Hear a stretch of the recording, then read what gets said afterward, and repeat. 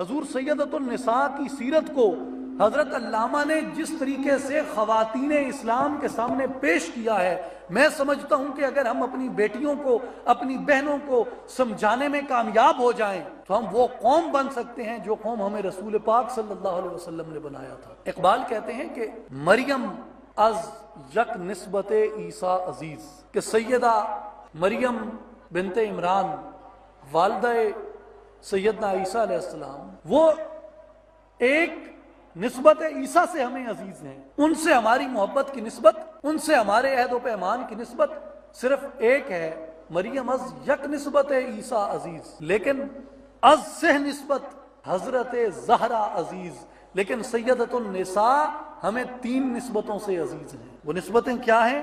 اقبال کہتے ہیں کہ پہلی نسبت یہ ہے نور چشم رحمت للعالمین، کہ وہ رحمت للعالمین کی نور چشم ہیں، ان کی آنکھوں کا نور ہے، ان کی آنکھوں کی ٹھنڈک ہے، ان کے دل کی راحت ہے۔ اور دوسری نسبت جس سے سیدہ زہرا عزیز ہیں، وہ دوسری نسبت کیا ہے؟ بانو آن تاجدار حل عطا، جو تاجدار حل عطا ہے، مولا کائنات شیر خدا حضرت علی المرتضیٰ رضی اللہ تعالیٰ عنہ، ان کی اہلیہ ہیں، ان کی زوجہ ہیں۔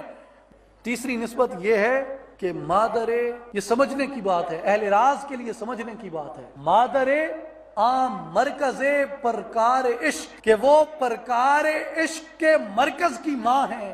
پرکار جب چلتی ہے تو وہ ہر طرف گھومتی ہے، لیکن اس کا مرکز ایک ہی جگہ پہ قائم رہتا ہے۔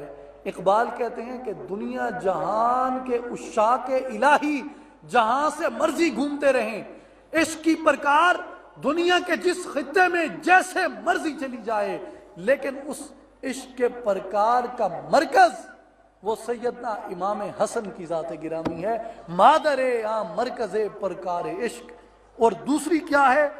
مادر عام کارواں سالار عشق، وہ عشق کے کاروان کے سالار کی بھی ماں ہے، اور عشق کی پرکار کا مرکز امام حسن کی ذات گرامی ہے، اور عشق کے قافلے کے سالار امام حسین کی ذات گرامی ہے۔ یہ 3 نسبتیں ہیں جن سے سیدہ زہرا ہمیں عزیز ہیں۔